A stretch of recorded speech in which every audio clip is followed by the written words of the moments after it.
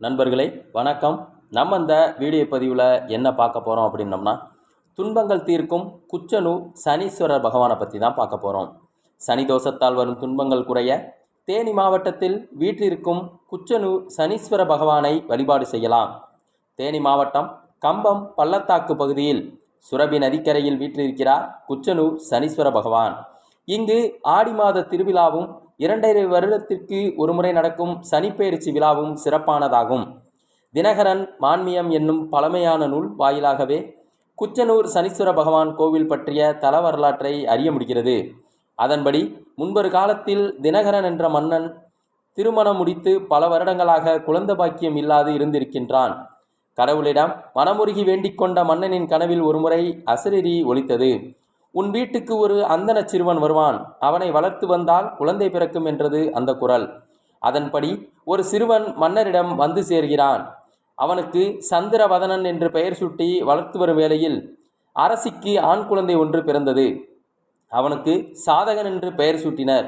காலங்கள் உருண்டோட சந்திரவதனன் ஒரு மன்னனுக்குரிய வீரம், திறமை, விவேகத்துடன் இருந்ததால் அவனுக்கே முடிசூட்டினான் மன்னன். இந்த நிலையில் தினகரனுக்கு சனி தோஷம் பிடித்தது. இதனால் பல சோதனைகளையும் துன்பங்களையும் அவன் சந்தித்தான்.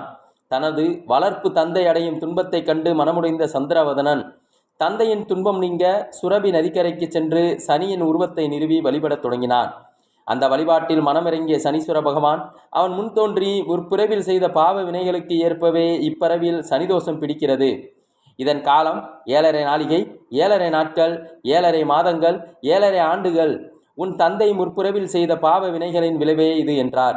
ஆனால் சந்திரவதனன், என் தந்தைக்கு வரும் துன்பங்களை எனக்கு கொடுங்கள், நான் ஏற்றுக்கொள்கிறேன் என்று சனி பகவானிடம் கோரிக்கை வைத்தான். ஒப்புக்கொண்ட சனீஸ்வர பகவான் சந்திரவதனனுக்கு கடுமையான பல துன்பங்களையும் சோதனைகளையும் கொடுத்தார். அப்போதும் சந்திரவதனன் சனீஸ்வர வழிபாட்டை நிறுத்தவில்லை. சுரபி நதிக்கரையில் தீவிர வழிபாட்டில் இறங்கினான். ஒரு கட்டத்தில் மனமிறங்கிய சனீஸ்வர பகவான் சந்திரவதனன் முன் தோன்றி அவனது துன்பங்களை களைந்ததுடன் பக்தர்கள் தங்களது குறைகளை உணர்ந்து இவ்விடத்துக்கு வந்து என்னை வணங்கினால் அவர்களுக்கு சனிதோஷத்தால் வரும் துன்பங்களை குறைத்து முடிவில் நன்மைகளை அளிப்பேன் என்று சொல்லி மறைந்தார். மேலும் அவ்விடத்தில் சுயம்புவாகவும் எழுந்தருளினார்.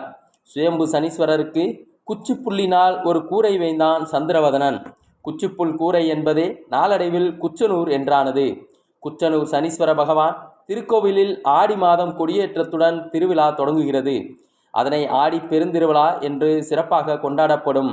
இந்த திருவிழாவில் உலகம் முழுவதிலுமிருந்து லட்சக்கணக்கான பக்தர்கள் கலந்து கொண்டு சுயம்பு சனீஸ்வர பகவானை தரிசனம் செய்வர்.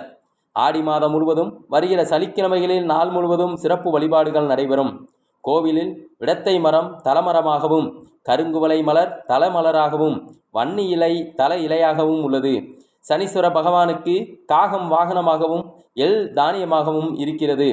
இதனால் இங்கு வரும் பக்தர்கள் எள் விளக்கு போடுவதும், கருப்பு வஸ்திரம் சாத்தி காகங்களுக்கு எள் சாதம் பிரசாதமாக படைத்து சனீஸ்வர பகவானை வழிபடுவதை வழக்கமாக கொண்டுள்ளனர். தேனியிலிருந்து 33 கிலோமீட்டர் தொலைவில் குச்சனூர் உள்ளது.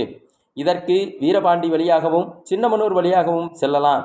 சின்னமனூரில் இருந்து உப்புக்கோட்டை செல்லும் சாலையில் 5 கிலோமீட்டர் தூரம் பயணித்தால் கோவிலை அடையலாம். நண்பர்கள், இதை தெரிந்து வாழ்வில் வளம் பெற வேண்டுகிறேன். நன்றி, வணக்கம்.